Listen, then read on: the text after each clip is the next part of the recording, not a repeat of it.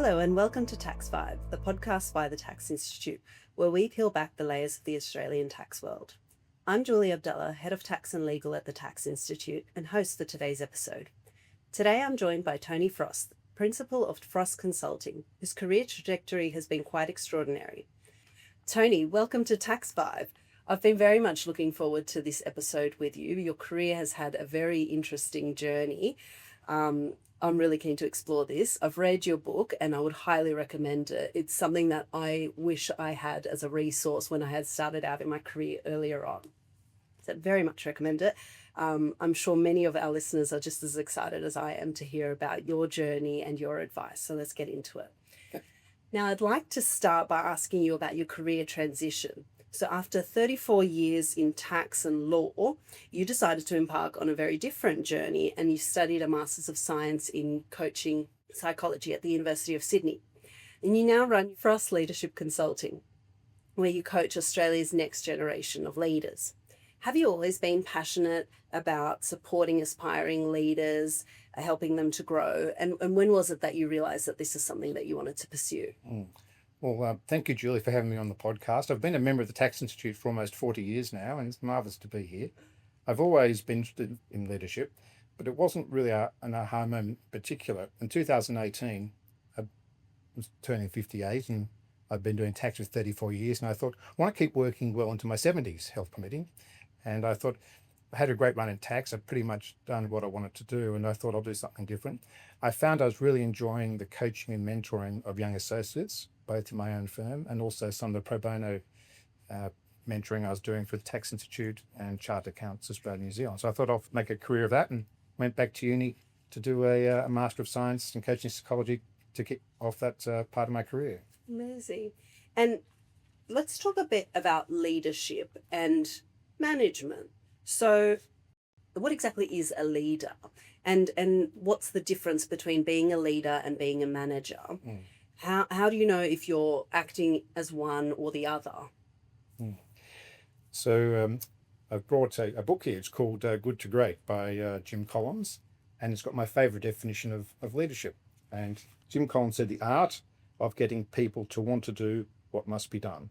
That's leadership, the art of getting people to want to do what must be done. So that's leadership. So that's what a leader does. And of course, traditionally, people have distinguished leaders from managers. And leadership was meant to be about vision and setting strategy, the light on the hill. And management was more about the nitty-gritty of getting The things done. operational day-to-day. I think it's a bit of a false distinction. A manager, by definition, is managing not just people, not just tasks, but typically people.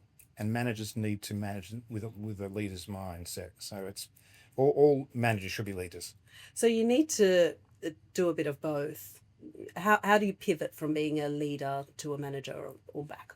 Well, or is it just the mindset? It's partly mindset. Typically people, I guess, are badged as managers, and then at some point are told to lead a team, lead a firm, and you have to do it intentionally, and you want to get training. You want research suggests there are some natural born leaders, but most people need training, coaching and mentoring in leadership, and firms are wise to make sure that when they put people into leadership positions that they give them the right training, coaching and mentoring so they can succeed as leaders. It's an intentional thing that should be supported by the organisation. Yes, and it's a different skill set. I mean, it can be very daunting for somebody to take on leadership where they haven't otherwise had that sort of experience. They might have the great skills in the technical area that they're working in, but not have had those experiences before. What do you think it takes to be a good leader? Yes. Particularly in the tax profession. Okay. Fundamentally, leadership is leadership. And I'll come back to the tax profession, but in terms of the core aspects of leadership, it's things like emotional intelligence, self-awareness, and humility. And in my book, The Professional, David Gonski, AC, not only wrote the foreword, but I quote him in here. And so David Gonski, one of Australia's leading businessmen, I interviewed him for my master's course at the HSM 3 years back. I asked David what he judged to be the most important attributes of a leader. And this is what he told my class. The first thing a leader must have, an absolute must, is humility. I've absolutely seen people destroyed, mainly men I have to say, by the inability to keep humble. They lost their humbleness and thought they could do incredible things. Vanity doesn't allow you to hear what's going on. It doesn't allow you to listen to what others are saying. It doesn't allow you to value people. And the most important thing, if somebody is vain, it is so easy to win in any battle with them. I love tennis, and it's the same as not having a backhand. You just put the ball on the backhand side in negotiation, and a vain person falls for it every time. And I have to say, in my professional life, I came across many professionals and many people in banking and finance who didn't seem to be born with any gene of humility. As I say in my book, I could probably do with a dose of it myself. But many in the 1970s and 80s, Australia's, by far and away, our leading tax professional is a chap called Tom Magny. He was a partner at Allen's, and he's long since dead. But I knew Tom, and he was a lovely man. He was the smartest guy in tax. There's no doubt about it. Well, him and Professor Ross Parsons. And they both had humility. I was taught by Ross Parsons, and I occasionally would work with Tom Magny, and these two men had humility. So not everyone in the tax world has humility. So that's an absolute first. That was one of the things that I found really refreshing in your book, the discussion on humility and the importance of it. And I don't think it's something that people don't turn their minds to it that much. And I think that's so important in the way we interact with each other. Mm. It's not a matter of self-confidence. One can still have self-confidence, of course, and be able to advocate for your skills. But I thought that was a really interesting and important characteristic to build on. Should we talk about the tax profession specifically? Yes, please. Yes. And tell me some of the key leadership skills that you think are important in the tax profession and the sort of things that you try to develop. So tax professionals come in all stripes and flavours and work in all sorts of different places. Many work in-house in governments and corporations and not-for-profits. And I guess typically they're traditional hierarchical structures. Yep. So if you pick up a leadership role in tax inside a company or a government body, you've got, I guess, to be frank, the old-fashioned traditional leadership model of hierarchy. That doesn't mean that you should lead with command and control. But to be frank, typically in organisations like governments and corporations, there is a more rigid leadership structure. Then when you go to professional service firms like accounting and law firms, it's a whole new ball of wax for leadership. And my favourite books in this regard are Herding the Professional Cats and Leading Professionals by Laura Empson. She talks about power, politics and prima donnas and leadership.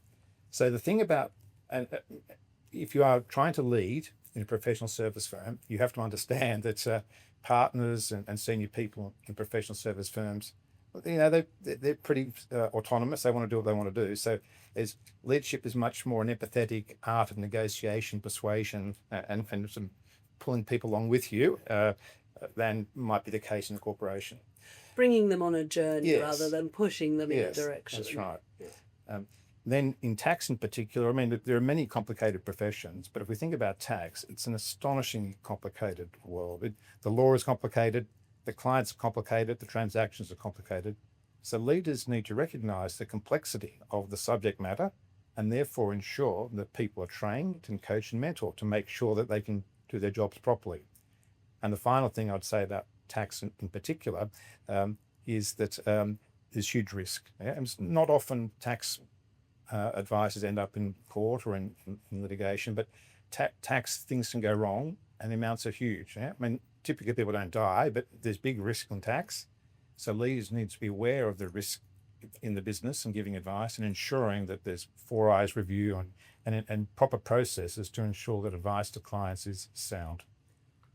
It's that exercising of sound judgment that's a very valuable human skill. Being able to communicate complex topics on the topic of tax legislation, being able to communicate complex concepts and ideas in plain English, really accessible language, is required in many professions, but especially in an area like tax, as you say. As you become more senior in your career, it becomes even more important to be an effective communicator. What are some of the do's or don'ts, in your opinion, that you frequently see happening when it comes to communication skills? Well, let's start with tax in particular. And as you already hit on, I mean, plain English. Yeah? So hopefully once people have been in the game for a while, they've realised in both their verbal and written communication what works and what doesn't with clients. And okay, I mean, there are some areas which are so insanely complicated, like thin capitalisation, where you're going to end up using some, I guess, technical terms. But as far as possible, people need to have self-awareness that when they're speaking to clients, particularly those without any tax background, they need to just get the message across in plain English. And it's hopefully something that younger professionals have got good mentors or people in firms, that the partners or the more senior people in their organisation, they can learn and watch from those more senior people to make sure that they are in fact getting the gift of the gab and being able to communicate in plain English. Next thing I'd say, particularly for tax professionals, is actually give an opinion. Yep. I mean, you may not be able to give an opinion in the first meeting. You want to have all your ducks in a row. But at the end of the day, the client is looking for some assurance. The client wants to know, what should we do? And they want to trust you. They want as much certainty as possible. Tax, we know that the certainties in life are death and taxes, but tax isn't always certain. And as a tax advisor, you need to be clear at the end of the day what you're saying to the client. Is it a should opinion or is it a better view? And so a may opinion, a might opinion. Yeah. I mean, things will be assessable, but they should be deductible, or better view they're deductible, or better view that Part 4 doesn't apply. So be clear about the words you're using. And typically most sophisticated firms have house views or sort of a ways to approach opinions on certain areas. So make sure you're clear about your opinion and it's not hidden behind all sorts of weasel words that the client really doesn't understand. Yeah. And the final thing I would say in relation to communication, once again, particularly verbal, is humility. Yeah? If you are the smartest person in the room, or you think you are, don't show it. The client wants to trust you. The client wants to be respected. They don't want to sit there and be lectured to you or have you pontificate. You want the client to go away feeling good if you've had a verbal. Uplifted and empowered. That's right. Yes, exactly. Yeah. And that means communicating with as much humility as you can muster. It's great advice. I'd like to talk to you a bit about something that I, and I'm sure many other professionals at whatever stage of their career they're at, struggle with, and it's time management. So we see it in all kinds of professionals, from the very junior to the very senior, people that are leading teams, people that are managing other kinds of workloads. What are your top tips for managing time in a very busy schedule? First thing I would say is try to avoid multitasking. Yeah, I mean, no one can multitask. They can't. They really can't. I mean, people think they can, but there's all sorts of solid empirical evidence-based research that if you put something down and pick something else up, it can take between 5 and 15 up to 20 minutes to get your head back into what you're doing before. And tax is so mind-numbingly complicated that it's probably many minutes. So if you're juggling different things, it's impossible. In my first career, I would often ring fellow partners in other firms, and I'd be a bit frustrated I couldn't get hold of them. And you get the secretary on the phone. That's because a partner was sitting there and doing something. It wasn't necessarily in a meeting, but he was time boxing. He was saying, "Listen, for the next 2 hours, I'm doing this." I mean, and only that. Yeah. I mean, the world won't collapse if I don't answer my phone or respond to emails within that 2 or 3 hour block. So there's been lots of evidence, research based, that time boxing, actually setting aside time in your calendar to do a particular task, is the single most effective way to manage your time. So I recommend that. And I think you can generally do that in tax. Yeah? I mean, imagine if you're a surgeon having to deliver babies. I mean, the baby won't wait. So there are certain times, in certain fields, you've got to be there, right? And of course, you want to be on time for meetings. But if you've got a day where you're essentially working on client opinions, well, then block it. Just put your phone on silent and don't answer emails for 2 or 3 hours.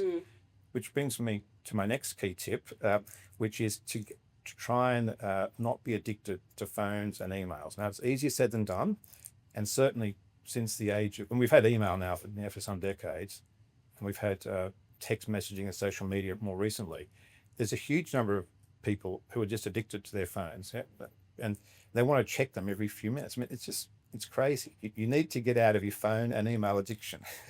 You know what? One thing that I did that I found really useful was turning my notifications off. Yes, that's right. Because it didn't actually stop how often I would check the emails, which that was a separate piece of work, but it doesn't stop them coming in, or it doesn't make them come faster or slower, but the constant distraction of the notifications, you might not even realize it at the time.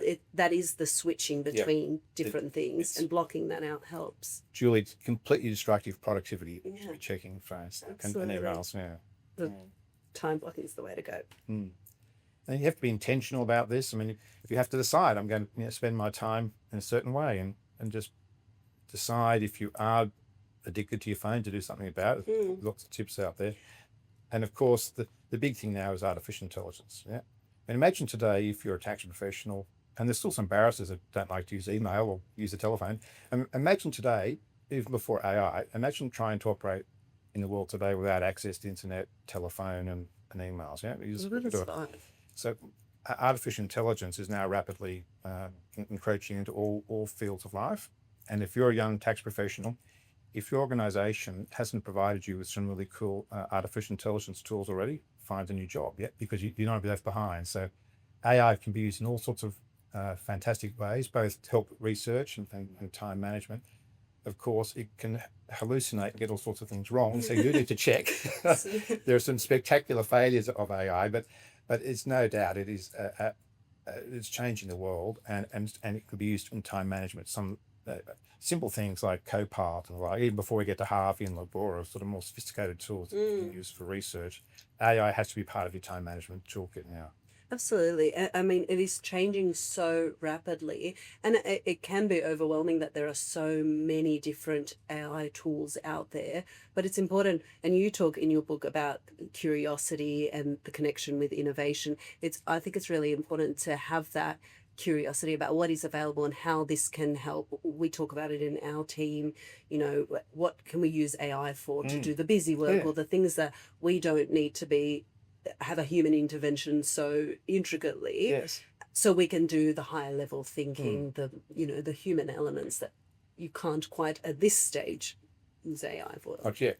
Not yet. Now, there is really a fine balance between being exceptionally productive and being overwhelmed.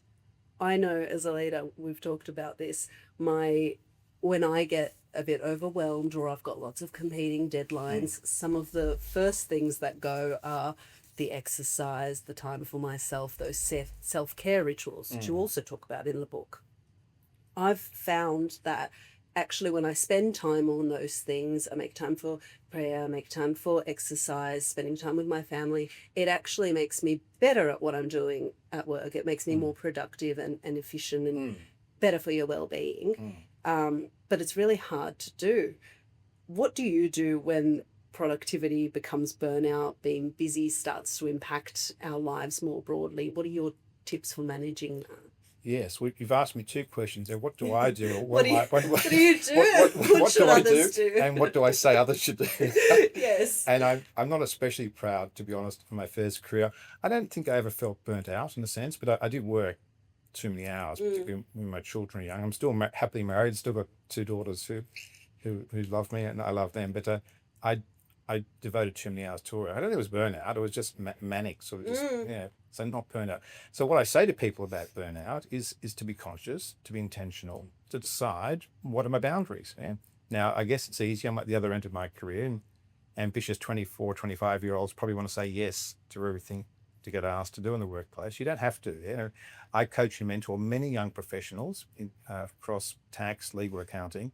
And it's a new world. I mean, people are saying, I want boundaries. It's different from when I started 40 years ago, and that's great. Yeah? Do you think that's a generational shift? Do you find that the younger generations coming through the workforce now are better at that? I felt like I was not very good at setting boundaries, especially early on in my career, and I was someone that said yes to a lot of things. But do you see a generational sort of shift in it, or what do you attribute Well, it to? it's anecdotal, but I have seen many examples. I think back to when I started, and I think the young professionals I'm coaching and mentoring today, I think most of them have got their heads screwed on much better than me and my generation of 40 years ago. So I think there is a generational change.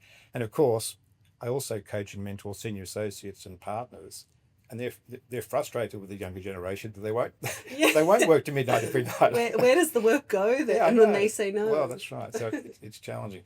But having a conscious approach to this and deciding your boundaries and when you will work on weekends and what time, if at all, and how long at night you'll work and all the rest. But I would like to promote the book of my friend Mello Calarco, who has written a book called Beating Burnout, Finding Balance. And it's a terrific book. Identify when burnout occurs and how to prevent it, then skills of self-regulation and resilience. So in the time available here, I won't say much more, but I can certainly recommend that. I talk a bit about burnout in my book, but there's a fantastic resource.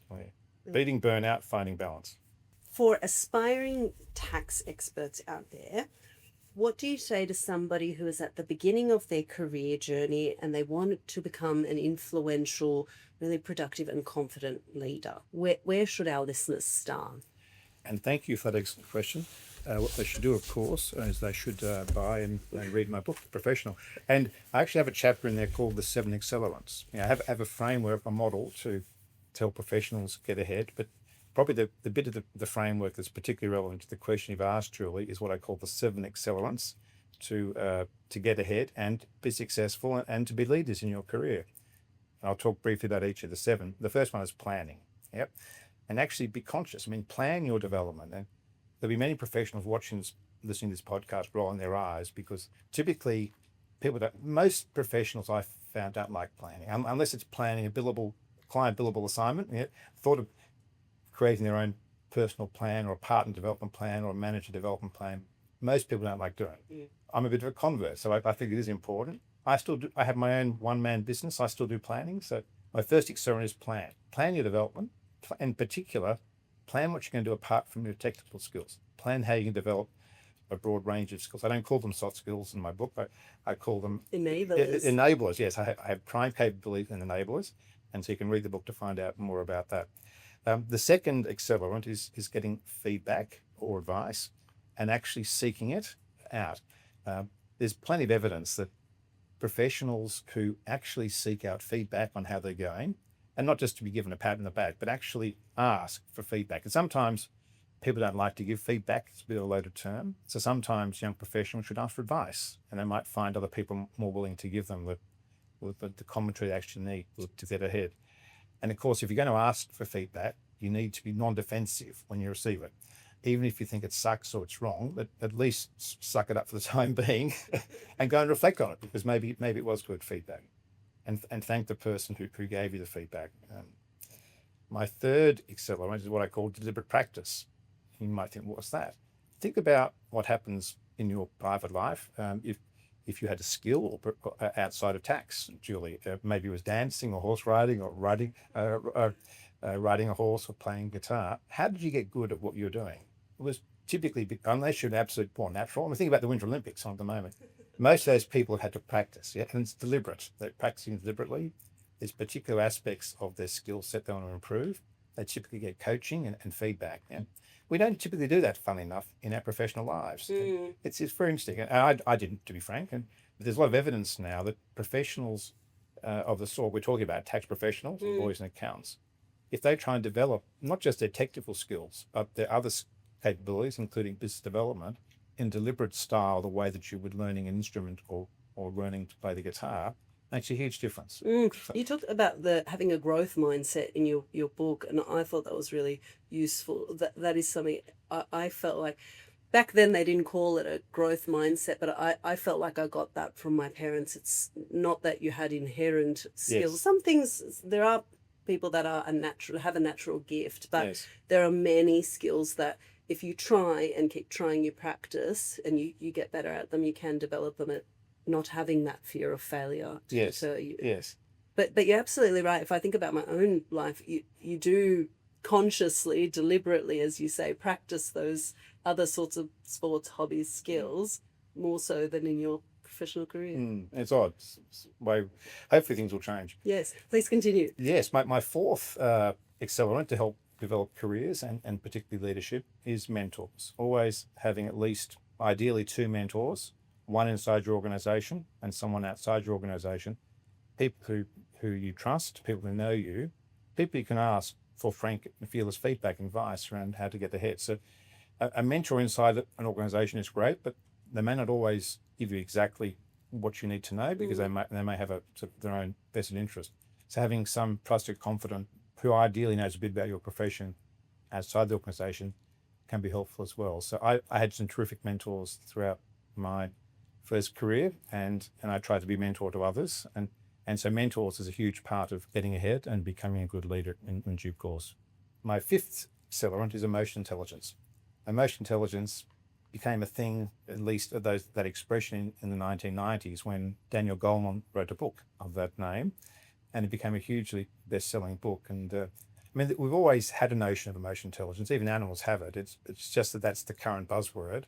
What does it mean? It means actually being self-aware of how I'm coming across to others, being empathetic for others, making sound decisions which take emotions into account but don't let emotions run wild, and being able to control emotions. And there's absolutely no doubt that with the advent of artificial intelligence, emotional intelligence will help professionals, including tax professionals, to stand out and to be able to differentiate themselves from others. I've seen a great variety of emotional intelligence displayed by professionals, and I'm not saying I'm the most emotionally intelligent person, but I'm still working on it. But I think that's a key part of leadership. So I recommend young professionals. But I like that you've said that you're still working on it, because it's not a finite skill or an end. There is a bit of a journey to it. It is something that you can continue to build on. It definitely is. really Yes, worthwhile. once again, it's being intentional, and there are plenty of tools out there, free things online where you can do little tests to self-assess your level of emotional intelligence and particularly your self-awareness. And I've got lots of tips in my book about it as well. So Yes, indeed. my sixth accelerant is executive presence, and what is it? I mean, it's a bit the factor X, the X factor, the it factor. It's hard. You sort of know it. It's a bit like it's hard to define, but when you've been in the presence of someone with executive presence, you can identify it. Yeah. And hopefully, young professionals are an organisation where there are people around them, more senior people who seem to have the X factor. To role model that The role, for them. exactly, that's right. And then get some coaching and mentoring. Now, it's sometimes said that executive presence is overstated or overplayed. I mean, clients love it. I mean, if you have executive presence, it's going to help you sort of come across as more trusting, and the client's probably going to warm to you more readily. Build the rapport with you, And certainly your fellow professionals, people more senior in the organisation to you, they'll see it, and it'll help your leadership characteristics. I mean, it's different from charisma. I mean, charisma can be seen as a bit more sort of surface. Executive presence is deeper, it's more profound. I describe it in detail in my book what it is, and I certainly recommend that young professionals think consciously about their executive presence and try and make sure that they're building it from the get-go, and not leave it and suddenly realise when they've been passed over for partner or the head of tax inside a corporation, they get told, you're lacking executive presence. Well, you don't wait till then. Don't wait till then. My seventh and final accelerant is personal brand. What is personal brand? To be frank, as I say in the book, I think it's just a sort of a fancy term for deliberate reputation. You always have a reputation. Yeah, it may be good, bad, or different, but personal branding is deliberately trying to present yourself to the world in a certain way. It's what others think of you. It's not what you think of yourself. Yes, I remember hearing that it's not a long time ago when we first started talking about what is your personal brand and how do you establish your personal brand. It is very much what others think of you, how you present yourself to the world, to people that you're dealing with, but how they interpret that, which is interesting. And it does take quite a bit of self-awareness and seeking feedback to see if you're, hit the mark. Yes. Of course, in theory, the way to do it is to be a fly on the wall, listening to a group of people who know you well. Yeah. A group of people sitting around they haven't had too much to drink. They're sitting there talking about you, Julie, or about me, Tony, and they're describing your character, describing how you present yourself, the technical skills, your marketing skills, and what do you hear? And so the collection of everything you're hearing, that's your personal brand. Now, of course, you can't be a fly on the wall to hear that. So what you need to do, you need to go and ask for feedback from people you know and trust inside your organisation, or even, quite frankly, competitors, people you trust. I mean, people often develop good relationships with clients, of course, and competitors. So try and get a sense from asking others. And if people look blankly at you when you ask about personal brand, ask about reputation or how you come across. Yeah, you might frame it differently. But tax is a very small world, so your competitors might be your allies one day. Sometimes, right. Yeah. But at the very least, ask people you trust inside your organisation. Of course, people who you think seem to have a good personal brand themselves. Yeah. And then once you've figured out what you can do, there's endless things you can do to promote that and do one way, of course, is to talk for the Tax Institute, as I did for many years on Yes. technical matters. Yeah. Well, actually, I do want to ask you a bit. So, we're really looking forward to having you speak at our Next Gen Masterclass, New South Wales Tax Forum, and our Tax Summit, which is in September this year. Our events are the perfect place for tax professionals to gain knowledge and also to network. What advice would you give to our guests for confident and successful networking when they're at these sort of events or even in their day-to-day lives? Okay. I should say I love networking. I'm quite shameless about it. And so I'm strategic. So what I recommend is if you're going to an event, try and find out who's going to be there. Not always, but many organisations will you'll know there's a list of attendees. Have a look. Or if you don't have the list, get there early and look at the name tags on the table and try and find out who's who you want to meet. Yeah. Ideally, go with a friend, go with a colleague. Yeah. And of course, if you go with a colleague, don't stand there all with event the colleague. but agree in advance with the colleague who you're going to meet. Yep. And so split up and you can you can have commitments to each other, hold each other accountable for your networking at the event. And of course, you can also have, it's like clandestine, a bit like a spy. You have sort of secret winks. If you get stuck in a boring conversation with someone, then your colleague can come and rescue you and take you away. But have fun. Yeah, whether you're an introvert or an extrovert, realize that networking is an important part of the game. Yeah, go with the mindset of having fun. Don't drink too much. And sensible advice. And can I recommend one more fantastic book? It's called Rainmaking Made Simple by a chap called Mark Morea, Maria. Rainmaking Made Simple. Julie, can you see how well thumbed this is? Yes. Yes. This is an astonishing book. This book is the single best Bible for business development, and it's got a whole part in here on networking. Yeah. So it's just absolute gold. And useful for anyone at any stage of their career, really. There's something to take from it. When I was at Greenwoods, every time we had a new professional join, I'd have a little chat to each new professional. I'd give them a copy of this book. So it's served you well. You can still get it. In fact, you can get it for free online, but I won't tell you where. But it's hard to get in hard copy these days. But it's gold, and it's got all sorts of really cool tips on business development and network in particular. Fantastic. I could sit and talk to you for hours, Tony. Thank you so much for being here, for sharing your thoughts and your advice about leadership in the tax profession and more broadly. And thanks to everyone for listening to this episode of TaxVibe. I've been chatting with Tony Frost, Principal of Frost Leadership Consulting. If you've enjoyed today's discussion, there's more just like it coming to TaxVibe this year. And if you haven't registered yet to attend our Next Generation Masterclass, New South Wales Tax Forum or Tax Summit 2026, we'd encourage you to do so soon to hear more of Tony's insights. If you're interested in being at the centre of the tax conversation, membership with the Tax Institute is just what you need. Stay current and connected with tangible and real-world benefits. Learn more at taxinstitute.com.au. I'm Julie Abdalla, Head of Tax and Legal at the Tax Institute. Please join us for the next TaxVibe soon.